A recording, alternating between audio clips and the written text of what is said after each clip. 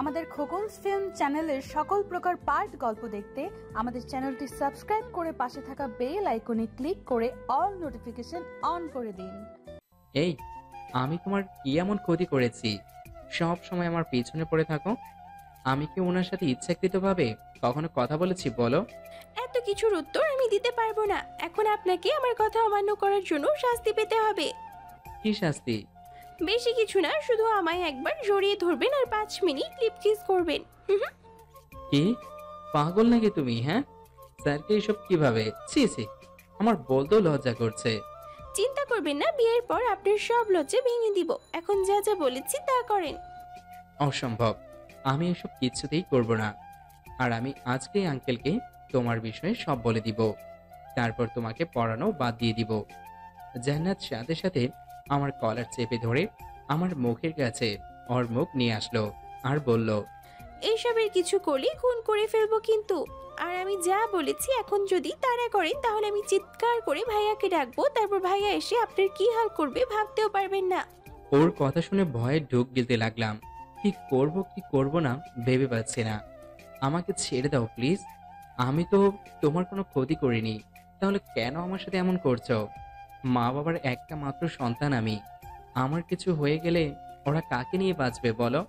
Please আমায় শেষবারের মতো মাফ করে দাও আর আমায় ছেড়ে দাও প্লিজ। ছেড়ে দিলে তো হবে না সোনা, অপরাধ যেহেতু করেছো শাস্তি তো পেতেই হবে, তাই না? আমাদের মধ্যে শুধু স্যার আর ছাত্রীর সম্পর্ক, এছাড়া আর কিছু না। আমাদের মধ্যে ওইসব হবে না, এটা ঠিক না।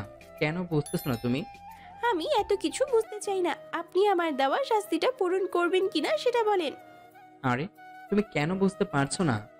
আমি ওই তুই কিস করবি নাকি আমি কিছু করব?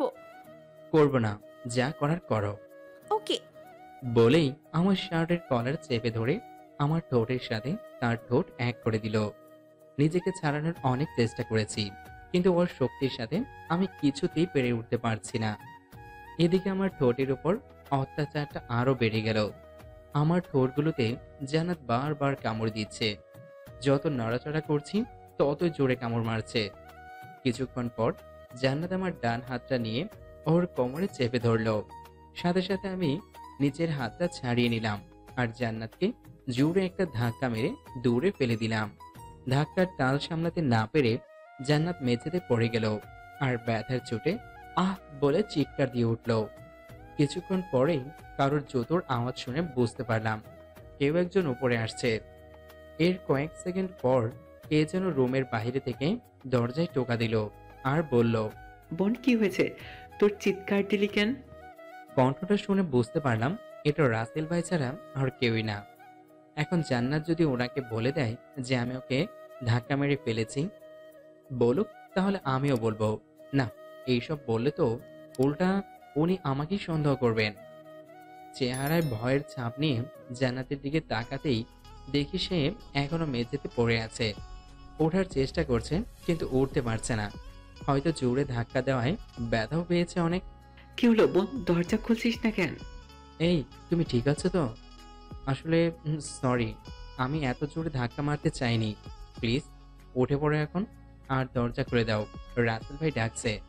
কিভাবে উঠবো? আমার কোমর তো ভেঙেই দিলেন ধাক্কা মেরে, এখন কিছুতেই দাঁড়াতে পারছি না, কোমরে প্রচুর ব্যথা পেয়েছি। তখন তুমি ওইসব না করলে তো আমি আর তোমাকে ধাক্কা মারতাম না। এখন একটু কষ্ট করে উঠে পড়ো প্লিজ। আমি পারবো না, কোমর ভীষণ ব্যথা করছে। আর আপনি কেমন মানুষ, হ্যাঁ, টেনে তুলতে পারেন না আমায়? ওর কথায় কি করব ভেবে পাচ্ছি না। এদিকে বাহির থেকে রাসেল ভাই জান্নাতকে ডেকেই যাচ্ছে, আর এই মেয়ে কিছুতেই উঠতে পারছে না। আর উপায় না পেয়ে জান্নাতের হাত ধরে টেনে ওকে ওঠাতে লাগলাম। জান্নাত উঠে এসেই আমাকে শক্ত করে জড়িয়ে ধরলো। এই এই, কি করছো? ছাড়ো বলছি। ছাড়ার জন্য তো ধরিনি বাবু। দেখো বাইরে তোমার ভাইয়া দাঁড়িয়ে আছে, দরজা খুলে দাও, না হলে উনি কি না কি ভাববে বলো। ভাবুক, আমার কিছু যায় আসে না। বোন দরজা খোল, না হলে কিন্তু আমি দরজা ভেঙে ফেলবো। ভাইয়া আমার কিছু হয়নি, আমি ঠিক আছি। আমাকে জড়িয়ে ধরা অবস্থাতেই বলল, তাহলে একটু আগে চিৎকার করলি কেন? আসলে টেবিলের পাশে একটা তেলাপোকা দেখে ভয় পেয়ে গেছিলাম, তাই ভয়ে চিৎকার দিয়েছিলাম। কিন্তু স্যার তেলাপোকাটাকে মেরে ফেলেছে। তোমার আর টেনশন করতে হবে না, তুমি যাও। আচ্ছা যা, ঠিক আছে, তুই এখন পড়, আমি তাহলে গেলাম। জান্নাত ছাড়ো প্লিজ, আমার সুরসুরি লাগছে।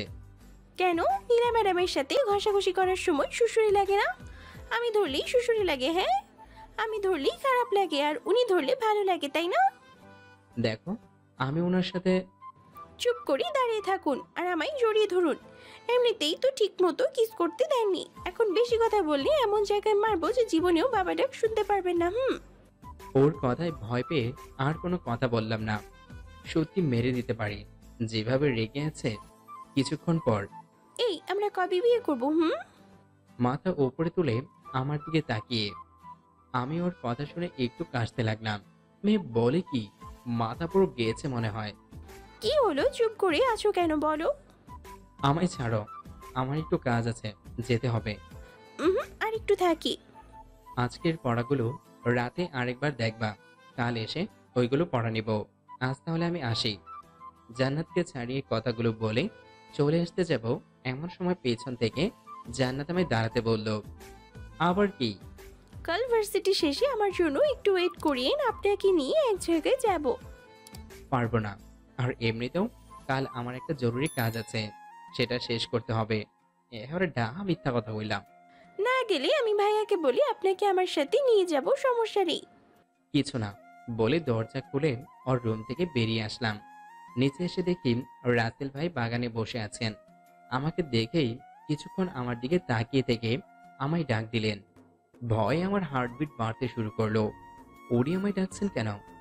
আমি ধীরে ধীরে ওনার সামনে গিয়ে দাঁড়ালাম। জি ভাইয়া বলেন। আপনার ঠোঁটে রক্ত কেন স্যার? কোথায় রক্ত?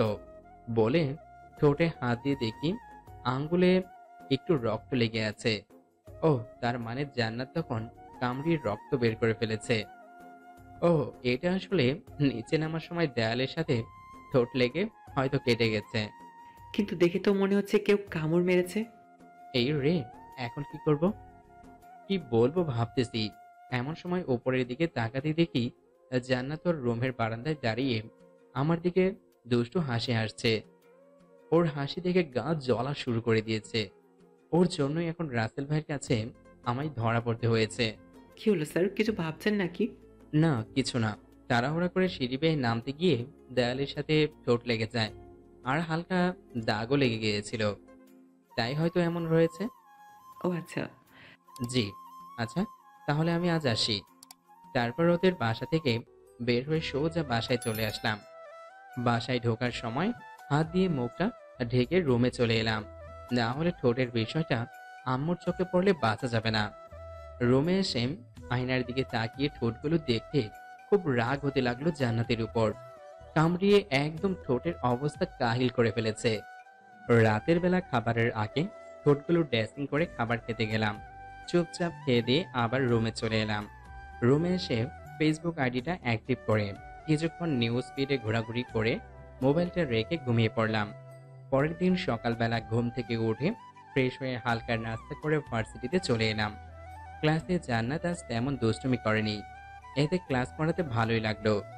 এভাবে একে একে প্রত্যেকটা ক্লাস পড়িয়ে শেষ হলে ভার্সিটি ছুটি হয়ে গেল। ভার্সিটির গেট দিয়ে বের হতে যাব, এমন সময় পিছন থেকে কে যেন বলল, স্যার একটু দাঁড়ান। পিছনে ফিরে দেখি সে আর কেউই নয়, জান্নাত।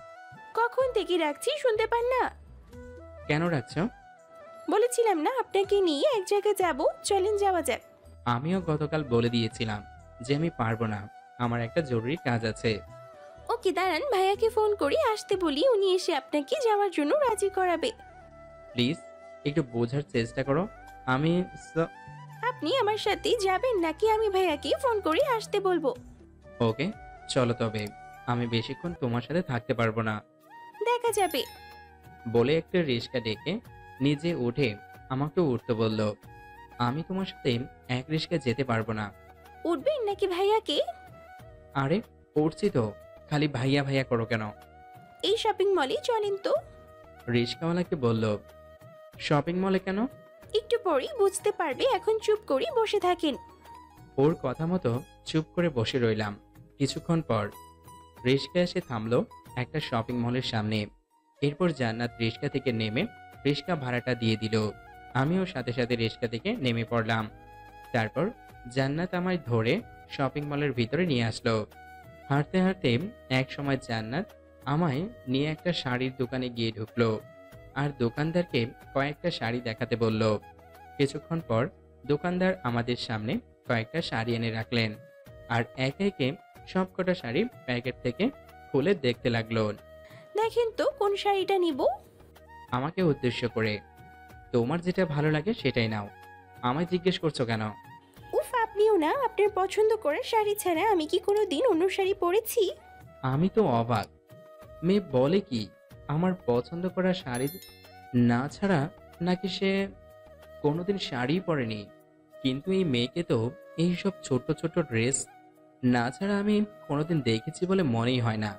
স্যার ম্যাডাম যখন বলেছেন তাহলে একটা শাড়ি পছন্দ করে দিয়ে দিন না। তাছাড়া আপনারাই তো ওয়াইফ, বাইরের কেউ নাকি যে পছন্দ করে দেয়া যাবে না? দোকানদার আমাকে উদ্দেশ্য করে বলল কথাগুলো। লোকটার কথা শুনে কি বলবো কিছুই বুঝতে পারছি না। জান্নাতের দিকে তাকিয়ে দেখি ও আমার দিকে তাকিয়ে মুচকি হাসি হাসছে। এই মেয়ে তো দেখে আচ্ছা বদমাইশ। লোকটা আমাকে ওর স্বামী বানিয়ে ফেললো আর সে কিছুই বলছে না, উল্টো হাসছে। কি হলো, এত কি ভাবছেন? একটা শাড়ি পছন্দ করে দিন না। আর কোনো উপায় না পেয়ে ওকে একটা নীল কালারের শাড়ি দেখিয়ে বললাম, এটা নাও, তোমায় অনেক মানাবে। ওকে, তাহলে এই শাড়িটা প্যাক করে দেন। দোকানদারকে বলল। দোকানদার শাড়িটা প্যাক করে দিয়ে শাড়ির দাম দিয়ে জান্নাত আমায় নিয়ে বাইরে চলে আসলো। চলেন কোনো রেস্টুরেন্টে গিয়ে দুজন লাঞ্চ করে নেই। না, আমি বাসায় চলে যাব, তুমি গিয়ে লাঞ্চ করে নাও। আমি একা কি করে যাই? আপনাকেও আমার সাথে গিয়ে লাঞ্চ করতে হবে, চলেন। বলেই আমায় এক প্রকার জোর করে পাশের একটা রেস্টুরেন্টে নিয়ে আসলো। তারপর ওয়েটারকে ডেকে দুজনের জন্য কিছু খাবার অর্ডার দিল। কিছুক্ষণ পর ওয়েটার এসে দুজনকে খাবার দিয়ে গেল আর দুজন যার যার মতো খেতে লাগলাম। খাওয়া দাওয়া শেষ করে বিল মিটিয়ে দুজন বাইরে চলে আসলাম। সব কাজ তো শেষ, এখন আমি বাসায় যেতে পারি? যেতে পারেন, তবে আজ একটু তাড়াতাড়ি পড়াতে আসবেন, ওকে? ওর কথায় কোনো উত্তর না দিয়ে একটা রিক্সা নিয়ে সোজা বাসায় চলে আসলাম। বাসায় আসতেই আম্মু এসে জিজ্ঞেস করলেন, আজ আসতে এত দেরি হলো কেন? আসলে একটু কাজ ছিল। আচ্ছা, তুই ফ্রেশ হয়ে আয়, আমি টেবিলে তোর জন্য খাবার দিচ্ছি। আম্মু, আমি বাইরে থেকে খেয়ে এসেছি। আচ্ছা, তাহলে রুমে গিয়ে রেস্ট নে। আচ্ছা বলে সোজা রুমে চলে এলাম। রুমে এসে ফ্রেশ হয়ে বিছানায় শুয়ে শুয়ে কিছুক্ষণ ফেসবুকিং করতে লাগলাম। এভাবে বিকেলটা কেটে গেল। সন্ধ্যাবেলা জান্নাতকে পড়ানোর জন্য ওর বাসায় চলে এলাম। জান্নাতের রুমের কাছে এসে দরজাটা খুলে ভিতরে ঢুকে সামনে তাকাতেই তো আমি অবাক, কারণ সামনে জান্নাত শাড়ি পরা অবস্থায় দাঁড়িয়ে আছে। শাড়িতে ওকে ভীষণ সুন্দর লাগছে। কেন জানি ওর থেকে চোখ ফেরাতেই পারছি না। এক পলকে ওর দিকে তাকিয়ে আছি। কি হলো স্যার, এমন করে কি দেখছেন? হঠাৎ জান্নাতের কথায় বাস্তবে ফিরলাম। দেখি ও আমার দিকে দুষ্টুমি ভরা চোখে তাকিয়ে আছে। না মানে, আসলে তোমাকে আজ শাড়িতে ভীষণ সুন্দর লাগছে বলে জিভে কামড় দিলাম। হাই হাই, মুখ ফসকে একই বলে ফেললাম। এখন জান্নাত কে নাকি ভাববে। কি সত্যি আমার সুন্দর লাগছে? হুম। আপনার পছন্দ করা শাড়ি পরেছি, যে সুন্দর লাগবে না কেন? আজকে তাহলে পড়বা না? টপিকটা পাল্টানোর জন্য বললাম। পরবো তো। আর আপনি দাঁড়িয়ে আছেন কেন, বসেন। তারপর একটা চেয়ার টেনে টেবিলের পাশে গিয়ে বসে পড়লাম। জান্নাতও একটা চেয়ার টেনে আমার সামনের চেয়ারে বসে পড়লো। তা আজ হঠাৎ শাড়ি পরলে যে, কোথাও যাবা নাকি? না, এমনিতেই পরেছি। ও আচ্ছা, তা গতকালের পড়া শেখা হয়েছে? ওকে, তাহলে আজকে নতুন কিছু পড়াই। একদিন না পড়ালে কি মানে? মানে আজকে পড়বো না। পড়বা না যখন, তাহলে আগে বললেই তো হতো, আমি আর আসতাম না। ওকে, তাহলে আমি চলে যাই। না, আপনি কোথাও যেতে পারবেন না। তাহলে কি করব? জান্নাত বসা থেকে উঠে এসেই আমার কোলে বসে পড়ল আর বলল, কেন আমার সাথে আজ গল্প করবেন? এইটা কেমন অসভ্যতা? গল্প করবে যখন, তাহলে আমার কোলে বসেছো কেন? কেন, আর কোথাও বসার জায়গা আছে নাকি? কেন, বসার জন্য চেয়ার নেই? চেয়ারে গিয়ে বসো আর আমার কোল থেকে নামো। নামবো না, কি করবেন আপনি? আমার মুখের কাছে আমার মুখ এনে দেখো তো, তুমি কিন্তু বেশি বাড়াবাড়ি করে ফেলছো। কোথায় বাড়াবাড়ি করলাম? কোল থেকে নামো বলছি। কেন আমায় আপনার ভালো লাগে না? দেখো, তুমি আমার ছাত্রী, আমি কখনো তোমায় ওই নজরে দেখিনি। তো কি হয়েছে, এখন থেকেই দেখবেন। বলেই আমার ডান হাতটা নিয়ে ওর কোমরের মধ্যে চেপে ধরলো। এবার রাগটা আর ধরে রাখতে পারলাম না। জান্নাতকে কোল থেকে উঠিয়ে ওর গালে ঠাস করে একটা চড় মেরে দিলাম। চড় খেয়ে জান্নাত গালে হাত দিয়ে আমার দিকে ছলো ছলো চোখে তাকিয়ে রইল। হয়তো আমার থেকে সে এটা আশা করেনি, কিন্তু ওর কাজকর্মের জন্য এটা ওর প্রাপ্তই ছিল। আপনি আমায় মারলেন? মেরেছি, বেশ করেছি। অনেকদিন ধরেই তোমার এসব পাগলামিগুলো সহ্য করে এসেছি, কিন্তু আর না। একটা কথা মাথায় ঢুকিয়ে নাও, তুমি যাই করো না কেন, তোমায় আমি ভালোবাসতে পারবো না, কারণ তুমি আমার ছাত্রী। এর বেশি কিছু হওয়ার চেষ্টাও করবে না। কথাগুলো বলেই জান্নাতের রুম থেকে বেরিয়ে আসলাম। সিঁড়ি বেয়ে নিচে নামতেই দেখি আঙ্কেল সোফায় বসে আছেন। আমাকে নিচে নামতে দেখে জিজ্ঞেস করলেন, কি হলো বাবা, আজ এত তাড়াতাড়ি চলে যাচ্ছ যে? জান্নাতকে পড়াবা না? আসলে আঙ্কেল, আমার শরীরটা আজ বেশি ভালো না, তাই বাসায় চলে যাচ্ছি। শরীর খারাপ, তাহলে পড়াতে আসলে কেন? ফোন করেই বলে দিতে পারতে যে আজ পড়াতে আসবা না। না মানে, এদিক দিয়ে যাচ্ছিলাম, তাই ভাবলাম আর ফোন করার কি দরকার, বাসায় এসেই বলেছি। আচ্ছা, তাহলে তুমি বাসা যাও আর গিয়ে রেস্ট নাও। আচ্ছা, তাহলে আমি আজ আসি। তারপর জান্নাতের বাসা থেকে বের হয়ে সোজা আমাদের বাসায় চলে আসলাম। রুমে এসে বিছানায় বসে ভাবছি, জান্নাতকে চড় মেরে কি ঠিক করলাম? যদি ও আমার নামে ওর ভাইয়ের কাছে বিচার দিয়ে বসে, তাহলে আমার কি হবে? ধুর, যা হবার হবে, এত ভয় পেলে চলবে না। আর চড়টাও ওর প্রাপ্তই ছিল। দিন দিন ওর পাগলামিগুলো না হলে আরো বেড়ে যাবে। পারলে ওকে পড়ানোটাই ছেড়ে দিব। ওই দিনের মতো রাতের খাবারটা খেয়ে রুমে এসে ঘুমিয়ে পড়লাম। পরের দিন সকালবেলা ঘুম থেকে উঠে ফ্রেশ হয়ে ভার্সিটিতে চলে এলাম। ক্লাসে বসে আছি, কিন্তু একজনকে আজ ক্লাসে দেখছি না, আর সেই হলো জান্নাত। মেয়েটা হয়তো আজ ভার্সিটিতে আসেনি। কেন আসেনি এটাও আজ করতে পেরেছি। হয়তো গতকাল চড় মারায় আজ রাগ করে ভার্সিটিতে আসেনি। না আসলে নাই, তাতে আমার কি। একের পর এক ক্লাস করাতে লাগলাম, কিন্তু আজ কিছুই ভালো লাগছে না। বারবার শুধু জান্নাতের দুষ্টুমি গুলো চোখের সামনে ভেসে উঠছে। ভার্সিটি ছুটি হলে বাসায় চলে আসলাম। রুমে এসে ফ্রেশ হয়ে খাওয়া দাওয়া করে রুমে এসে কিছুক্ষণ ঘুমিয়ে পড়লাম। বিকেলবেলা ঘুম থেকে উঠে মসজিদে গিয়ে নামাজ পড়ে কিছুক্ষণ বাইরে হাঁটাহাঁটি করে বন্ধুদের আড্ডায় চলে আসলাম। আজকে জান্নাতকে পড়াতে যাব না, তাই বন্ধুদের আড্ডায় এসে ওদের সাথে কিছুক্ষণ জমিয়ে আড্ডা দিলাম। অনেকদিন পর ওদের সাথে দেখা, তাই সহজে ছাড়তেই চাইনি। অবশেষে অনেক জোরাজুরি করে ওদের থেকে বিদায় নিয়ে বাসায় চলে আসলাম। এভাবে দিনটা কেটে গেল। পরের দিন ভার্সিটিতে গিয়ে ক্লাসে বসে আছি, কিন্তু জান্নাতকে আজকেও ক্লাসে দেখতে না পেয়ে কেন যেন মনটা খারাপ হয়ে গেল। তারপর ক্লাসটা করিয়ে অন্য আরেকটা ক্লাসে ক্লাস করাতে চলে গেলাম। একে একে সব ক্লাস শেষ হলে ভার্সিটিও ছুটি হয়ে গেল। ক্লাস থেকে বের হতে যাব, এমন সময় দেখি নীলা ম্যাডাম ভার্সিটির বারান্দায় দাঁড়িয়ে আছেন। মনে হয় কারোর জন্য ওয়েট করছেন।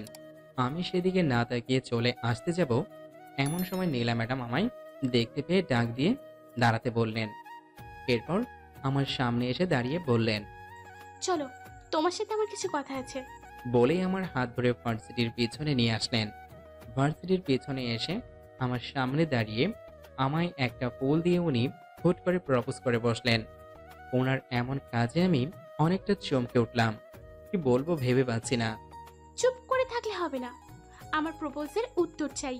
মাফ করবেন প্লিজ, কারণ আমার আব্বু অনেক আগে থেকেই একজনের সাথে আমার বিয়ে ঠিক করে রেখেছেন। কার সাথে? নাম কি ওই মেয়েটার? এইসবের কিছুই আমি জানি না, শুধু এটাই জানি আব্বু ওনার এক বন্ধুর মেয়ের সাথে অনেক আগে থেকেই আমার বিয়ে ঠিক করে রেখেছেন। আমি সত্যিই তোমায় ভালোবেসে ফেলেছি। প্লিজ তুমি আমায় বিয়ে করে নাও, কথা দিচ্ছি কখনো তোমায় কষ্ট দেব না। সরি, আমি আমার আব্বুর অমতে আপনাকে বিয়ে করতে পারবো না। আর তাছাড়াও বয়সেও আপনি আমার অনেক বড় হবেন। আপনাকে কিভাবে আমি বিয়ে করি বলেন? বয়সে বড় বলে কি আমি বিয়ে করা যাবে না? তা নয়, কিন্তু আব্বু যে একজনের সাথে আমার বিয়ে ঠিক করে রেখেছেন তার কি হবে? ওকে ফাইন, তোমার আব্বু যদি বলেন তাহলে তুমি আমায় বিয়ে করবে তো? সেটা কখনো হবে না ম্যাডাম, শুধু শুধু কষ্ট পাবেন না প্লিজ। আমি যাই, আমার একটু কাজ আছে। বলেই ওনার সামনে থেকে চলে আসলাম। তারপর একটা রিক্সা নিয়ে সোজা বাসায় চলে আসলাম। বাসায় এসে ফ্রেশ হয়ে খাওয়া দাওয়া করে রুমে এসে ভাবতে লাগলাম নীলা ম্যাডামের ঘটনাটা। উনি যে আমায় এইভাবে প্রপোজ করে বসবে আর বিয়ের কথাও বলে উঠবেন তা ভাবতেও পারিনি। বিষয়টা নিয়ে যত ভাবছি তত মাথা ব্যথা বেড়ে যাচ্ছে। এইভাবে বিকেলটা কোনো রকমে কেটে গেল। ভাবলাম আজ জান্নাতকে পড়াতে চাই, তাই রেডি হয়ে জান্নাতদের বাসায় চলে আসলাম। ওদের বাসায় এসে দেখি আঙ্কেল আর রাসেল ভাই সোফায় বসে আছেন আর কি নিয়ে যেন কথা বলছেন। আমাকে দেখেই আঙ্কেল আমায় ডাক দিলেন। জি আঙ্কেল, কিছু বলবেন? বাবা কি আর বলবো, আমার মেয়েটার যে কি হয়েছে ভেবে পাচ্ছি না। যে মেয়ে সবসময় হাসি খুশি থাকতো আর দুষ্টুমি করে ঘর মাতিয়ে রাখতো, সে আজ এত নীরব প্রকৃতির হলো কি করে? এটা নিয়ে খুব চিন্তায় আছি। মানে কিছু বুঝলাম না আঙ্কেল। এই কদিন ধরে জান্নাত সবসময় ঘরের দরজা লাগিয়ে বসে থাকে, খাবারের সময় ডাক দিলে খাবার খায় না, কারোর সাথে তেমন কথাও বলে না। সেই গতকাল রাতে হালকা কিছু খাবার খেয়েছে, আজকে সারাদিন ধরে কিছুই খায়নি। ওর হঠাৎ এমন পরিবর্তন হওয়ার কারণ কি আমি ঠিক বুঝে উঠতে পারছি না। আপু নিশ্চয়ই জান্নাতের সাথে কেউ খারাপ বিহেভ করছে, না হলে ওকে কোনোভাবে কষ্ট দিয়েছে। একবার শুধু ওই শালাকে পায় একেবারে মাটিতে গেড়ে ফেলবো। ওনার কথায় হালকা ভয় পেলেও তৎক্ষণাৎ নিজেকে সামলে নিয়ে বললাম, আপনি চিন্তা করবেন না আঙ্কেল, আমি দেখছি ওর কি হয়েছে। আর কিছুক্ষণ পর কাউকে দিয়ে ওর রুমে খাবার পাঠিয়ে দিয়েন, আমি ওকে খাওয়ানোর ব্যবস্থা করছি। কথাগুলো বলে সোজা জান্নাতের রুমের কাছে চলে এলাম। এসে দেখি ভিতর থেকে রুমের দরজা লাগানো, তাই দরজায় একটা টোকা দিলাম। কোনো রেসপন্স না পেয়ে আবার জোরে একটা টোকা দিলাম। কতবার বলবো আমি খাবো না, তারপর কেন বারবার এসে বিরক্ত করছো? জান্নাত, দরজা খুলো, আমি তোমার স্যার। কেন এসেছেন আপনি? চলে যান এখান থেকে। ওকে, চলে যাব। তার আগে একবার দরজা খুলো, তোমার সাথে আমার কিছু কথা আছে। খুলবো না, আর আপনার সাথে আমি কোনো কথা বলতে চাই না। প্লিজ চলে যান এখান থেকে। ওকে, তাহলে আমি গেলাম নীলা ম্যাডামের কাছে। জানেন, উনি আজ আমায় ভার্সিটিতে প্রপোজ করেছেন। ভাবছি ওনার প্রপোজটা অ্যাকসেপ্ট করে নিব। কথাগুলো বলে জান্নাতের রুমের সামনে দাঁড়িয়ে রইলাম। কিছুক্ষণ পর জান্নাত দরজা খুলে দেখলো আমি ওর সামনেই দাঁড়িয়ে আছি। কিছু না বলে বিছানায় গিয়ে শুয়ে পড়লো। আমিও ভিতরে ঢুকে ওর বিছানার পাশে একটা চেয়ার টেনে বসে পড়লাম। সরি, আসলে ওই দিন তোমার ইচ্ছে করে চড় মারতে চাইনি, রাগের মাথায় চড়টা মেরে ফেলেছিলাম। এখনো রেগে আছো আমার উপর? আচ্ছা এই দেখো, আমি কান ধরলাম, আর কখনো তোমায় মারবো না, প্রমিস। আরে বাবা, সরি বললাম তো। আর তুমি নাকি সকাল থেকে কিছুই খাও নাই, এটা কি সত্যি? কেন খাও নাই? আমার ইচ্ছা, আমি খাবো না, তাতে আপনার কি? ঠিকই তো, তুমি না খেলে আমার কি? ওকে, তাহলে আমি আর থেকে কি করব? চলে যাই নাকি? জান্নাত শোয়া থেকে উঠে আমার দিকে তাকালো আর বলল, আমায় কষ্ট দিতে আপনার ভালো লাগে তাই না? ওর চেহারা দেখে যেন ওকে চিনতেই পারছি না। এই 2 দিনে মেয়েটা এত শুকিয়ে গেছে, কি আর বলবো। আর চোখের নিচে হালকা কালিও জমে গেছে, আর চোখ দুটো লাল হয়ে আছে। মনে হয় এই 2টা দিন শুধু এক নাগাড়ে কেঁদেই পার করেছে। এ কি, তোমার চেহারা এই অবস্থা কেন? 2 দিনে কতটা শুকিয়ে গেছো, আর ঠিকমতো খাওয়া দাওয়া করো না কেন? হ্যাঁ? জান্নাত কিছু বলতে যাবে এমন সময় একটা মহিলা এসে টেবিলে খাবার রেখে গেল আর যাওয়ার সময় বলে গেল, মামুনি, খাবারটা খেয়ে নিও। যাও, এখন হাত মুখ ধুয়ে এসে খাবার খেয়ে নাও। খাবো না। দেখো, পাগলামি করো না প্লিজ, খেয়ে নাও। বললাম তো খাবো না। বুঝেছি, এখন আমি কি করতে হবে?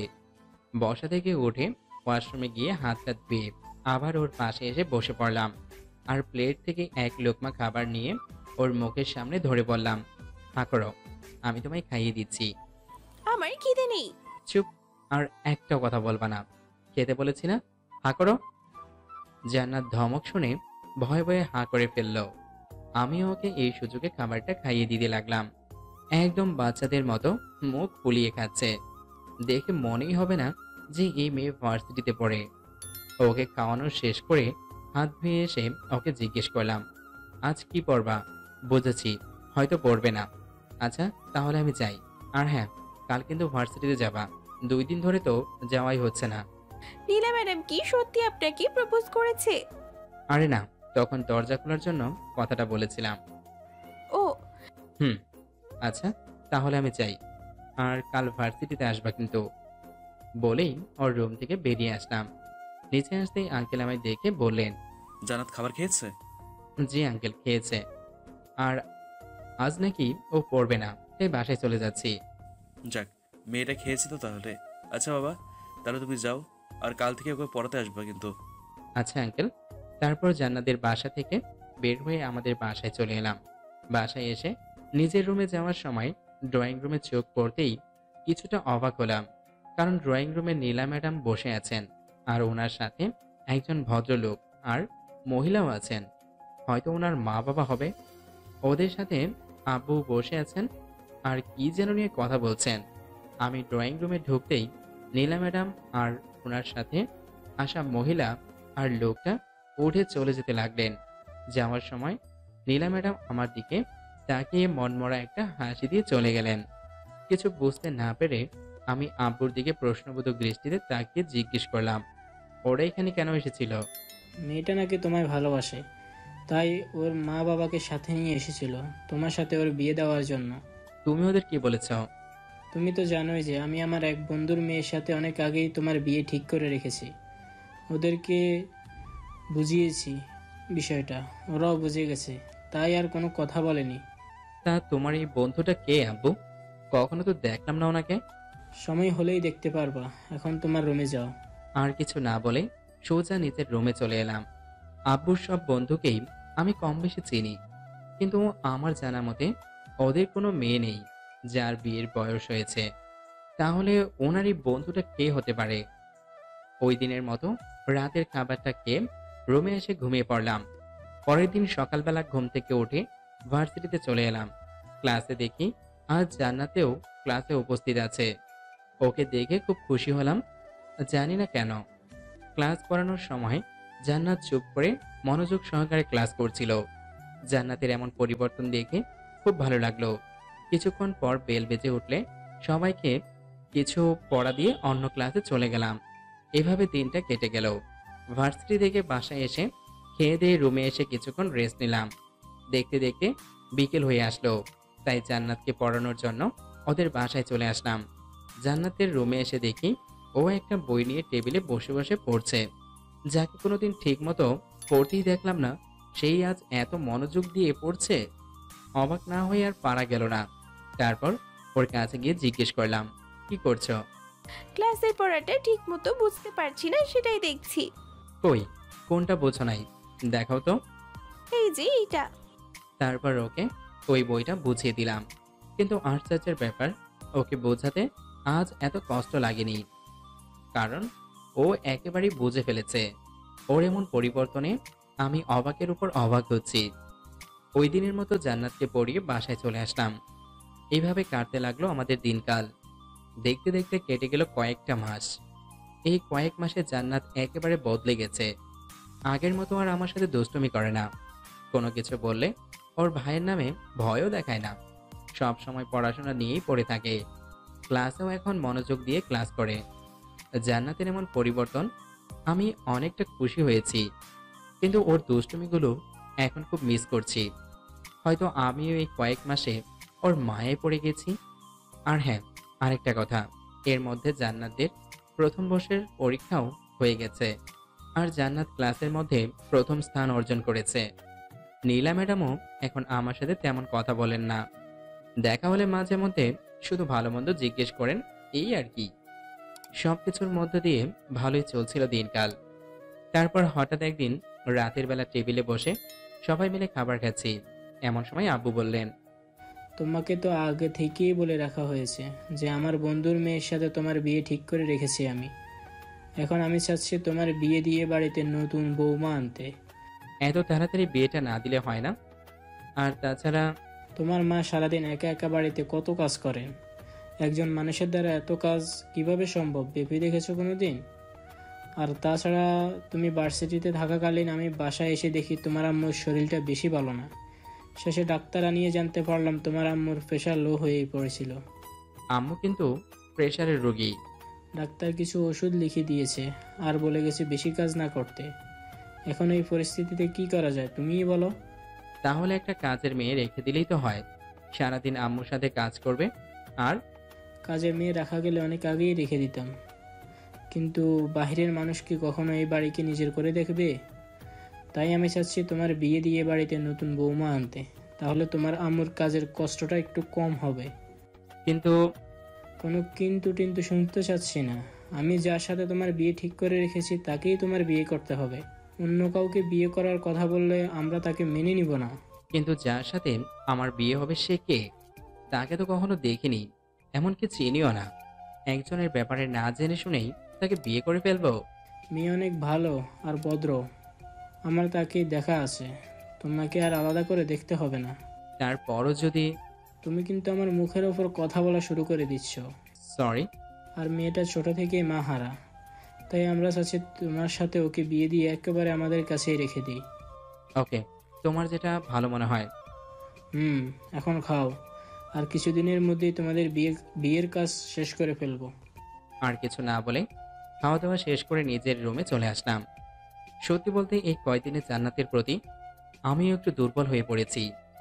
তাই বিয়ের কথা বলায় তখন আব্বুর কথায় রাজি হতে পারিনি। কিন্তু জান্নাত তো আমার ছাত্রী, ওর সাথে আমার কিভাবে? না, এইসব আর ভেবে লাভ নেই, যা হবার হবে। পরের দিন সকালবেলা ঘুম থেকে উঠে ফ্রেশ হয়ে নাস্তা করে নিলাম। তারপর রেডি হয়ে ভার্সিটিতে চলে এলাম। জান্নাতকে আজ ভীষণ খুশি খুশি লাগছে, জানি না কেন।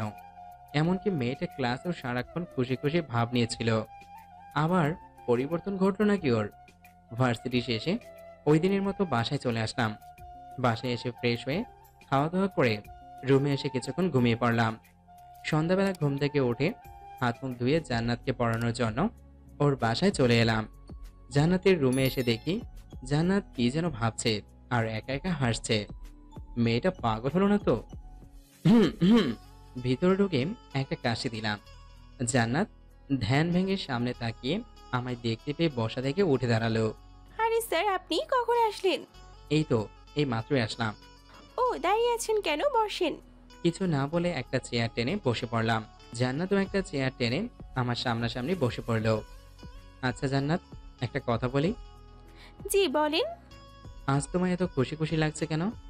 আজ কি কোনো বিশেষ দিন যার জন্য তুমি এত খুশি?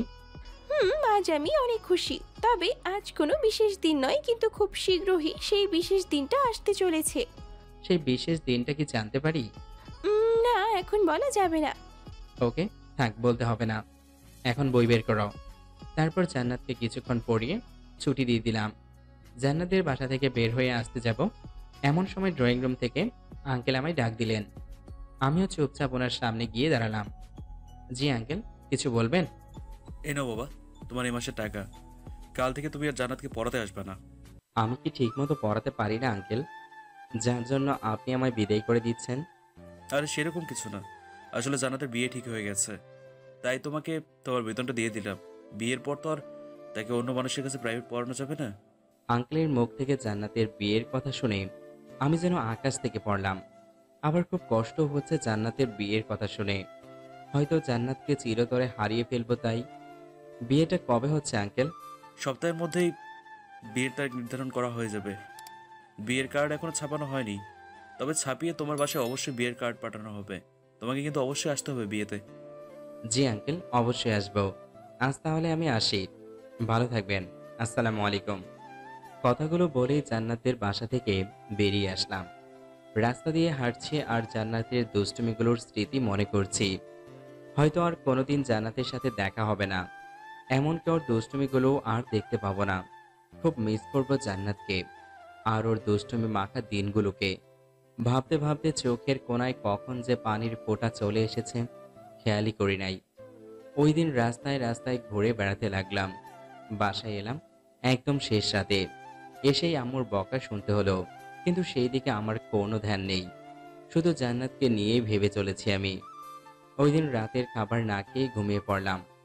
আম্মু অনেকবার জিজ্ঞেস করেছিল কি হয়েছে আমার। আমিও বলে দিয়েছি শরীরটা বেশি ভালো না, তাই খাবো না। এইভাবে কেটে গেল আরও কিছুদিন। জান্নাত এখন সব সময় হাসি খুশি থাকে। একবার ভেবেছিলাম ওকে নিজের মনের কথাটা বলে দিব, কিন্তু তার হাসি খুশি চেহারাটা দেখে তাকে আর কষ্ট দিতে মন চায়নি। ওই দিন রাতে খাবার শেষে আব্বু আমায় ডেকে বললেন, 2 সপ্তাহ পর নাকি আমার বিয়ে। আম্মুর কথা ভেবে আর আব্বুর মুখের উপর কিছু না বলতে পেরে আমিও বাধ্য হয়ে বিয়েতে রাজি হয়ে গেলাম। 1 সপ্তাহ পর ভার্সিটি শেষে বাসায় ফিরছিলাম। এমন সময় একটা পার্কের ভিতরে চোখ পড়তেই চোখ আটকে গেল। দেখলাম জান্নাত একটা ছেলের হাত ধরে পার্কে ঘুরে বেড়াচ্ছে। হঠাৎ জান্নাতের চোখ পড়লো আমার দিকে। ছেলেটাকে নিয়ে আমার দিকেই আসছে। আমি এ দৃশ্য দেখে আর ওইখানে দাঁড়ালাম না।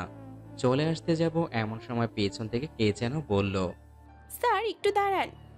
দাঁড়িয়ে গেলাম আর পিছনে ফিরে দেখি সে আর কেউই না, জান্নাত। জান্নাত আমার কাছে এসেই বলতে লাগলো, কি হলো স্যার, আমায় দেখে পালাচ্ছিলেন নাকি? কই তোমায় দেখে পালাচ্ছি? আর তুমি যে এখানে, আমি দেখিনি। একদম মিথ্যা বলবেন না, আমি দেখেছি আপনি অনেকক্ষণ ধরে এখানে দাঁড়িয়ে থেকে আমায় দেখছিলেন। না, আসলে তুমি ভুল দেখেছ। আমি তো এই মাত্র এই দিক দিয়ে যাচ্ছিলাম, এমন সময় তুমি আমায় ডাক দিয়ে দাঁড়াতে বললে।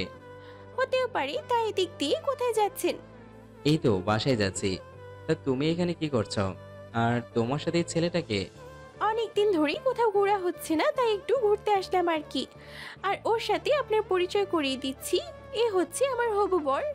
আর সানি, এ হচ্ছে আমার প্রাইভেট টিচার। আগে উনি আমায় প্রাইভেট পড়াতেন। ও, অনেক মানিয়েছে তোমাদের দুজনকে। কথাটা হাসি মুখে বললেও কেন জানি মনে খুব আঘাত পেলাম। মনে হচ্ছে কেউ ছুরি দিয়ে কলিজা কেটে নিয়ে যাচ্ছে। স্যার 2 দিন পর আমার বিয়ে, আপনাকে কিন্তু বিয়েতে অবশ্যই আসতে হবে। আচ্ছা, আসবো। এখন তাহলে আমি যাই, বাসায় একটু কাজ আছে। আচ্ছা তাহলে যান। তারপর ওইখান থেকে সোজা বাসায় চলে আসলাম। এসেই রুমে গিয়ে দরজা লাগিয়ে বিছানায় শুয়ে পড়লাম। জান্নাতকে আজ ওই ছেলেটার সাথে দেখে খুব কষ্ট লাগছে। কয়দিন পর জান্নাত অন্য কারো হয়ে যাবে, হয়তো আর তার সাথে তেমন কথাও হবে না। কিছুক্ষণ পর আম্মু এসে খাওয়ার জন্য ডাকতে লাগলেন। কিছুই ভালো লাগছে না, তাই আম্মুকে বললাম, আমি বাইরে থেকে খেয়ে এসেছি, তোমরা খেয়ে নাও। ওই দিনের মতো রাতে হালকা কিছু খেয়ে ঘুমিয়ে পড়লাম। পরের দিন সকালবেলা ঘুম থেকে উঠে ভার্সিটিতে চলে এলাম। আজ জান্নাতকে ক্লাসে দেখতে পেলাম না, হয়তো ভার্সিটিতে আসেনি। 2 দিন পর তার বিয়ে, ভার্সিটি এসেই বা কি করবে। ভার্সিটি শেষে দুপুরবেলা বাসায় আসলাম। বাসায় এসে ফ্রেশ হয়ে খেতে বসবো এমন সময় হঠাৎ বাসার কলিং বেল বেজে উঠল। দরজা খুলে দেখি একটা কালো কোট পরা লোক দাঁড়িয়ে আছে। জি, কাকে চাই আপনার? এটা কি তামিম আহমেদের বাসা? ওনাকে একটু ডেকে দিন তো। জি, আমি তামিম আহমেদ, বলেন কি বলবেন? এই নিন স্যার, আপনার জন্য বিয়ের কার্ড পাঠিয়েছে। বিয়ের কার্ড? কার বিয়ে? আর আপনিই বা কে? আমি আমজাদ সাহেবের লোক, আর এটা ওনার মেয়ে মানে জান্নাত ম্যাডামের বিয়ের কার্ড। আগামীকাল জান্নাত ম্যাডামের বিয়ে, আপনাকে স্যার আসতে বলেছেন। আচ্ছা এখন তাহলে আমি আসি। বলেই লোকটা চলে গেল। জান্নাতের বিয়ের কার্ড, কথাটা শুনে কিছুক্ষণ চুপ করে দাঁড়িয়ে রইলাম। তাহলে বিয়েটা একেবারে ফাইনাল? আবারও খুব কষ্ট পেলাম জান্নাতের বিয়ের কথা শুনে, কিন্তু এখন আর কিছু করার নেই। সময় থাকতে সময়ের মূল্য দিলে আজ এমন দিন আসতো না। কে এসেছে রে? ভেতর থেকে আম্মু বললেন।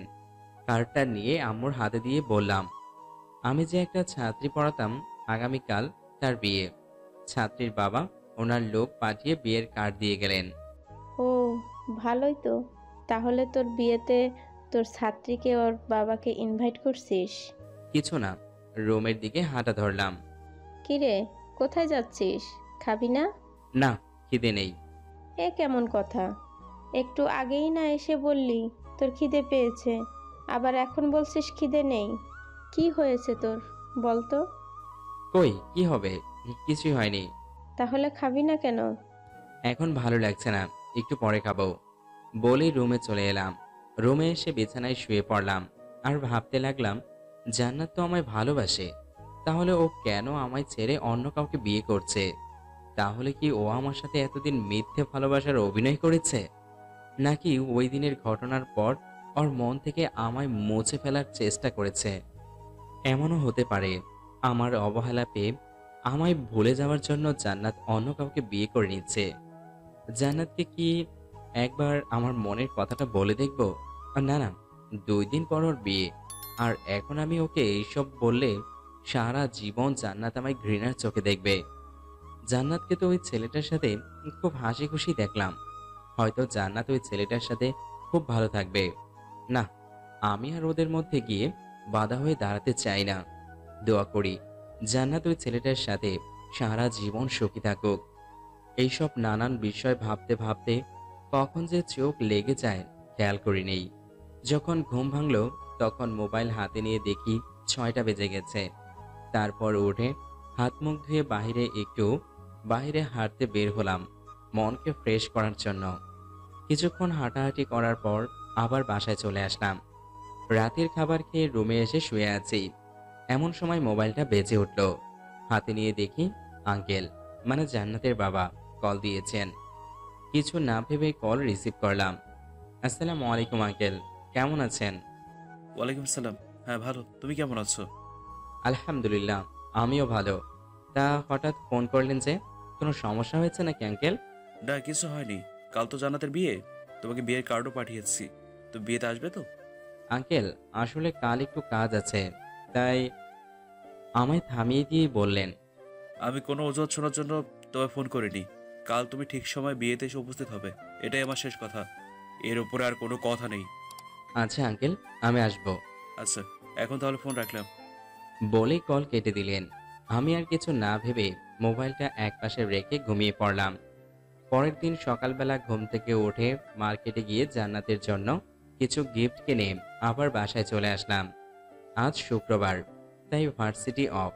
তারপর রেডি হয়ে আম্মুকে বলে জান্নাতের বাড়িতে চলে আসলাম। আসলে আসার কোনো ইচ্ছেই ছিল না, কিন্তু না আসলে আবার আঙ্কেল মন খারাপ করবে, তাই আসতে হলো। এসেই প্রথমে আঙ্কেলের সাথে দেখা করলাম।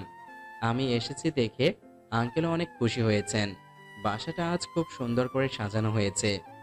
একমাত্র মেয়ের বিয়ে বলে কথা, কিন্তু আসার পর থেকে জান্নাতকে কোথাও দেখতে পেলাম না। হয়তো ওর রুমেই আছে আর বিয়ের জন্য ওকে তৈরি করা হচ্ছে। কিছুক্ষণের মধ্যে বিয়ে বাড়ির সবাইকে খাওয়ানোর কাজ শুরু করা হলো। সবাইকে খাওয়ানো শেষ করে বিয়ের কাজ শুরু করা হলো। এতক্ষণে বড় এসে পড়েছে। বরকে স্টেজে বসানো হয়েছে। এর কিছুক্ষণ পর একটা কনের সাজে মেয়েকে এনে বরের কাছে বসানো হলো।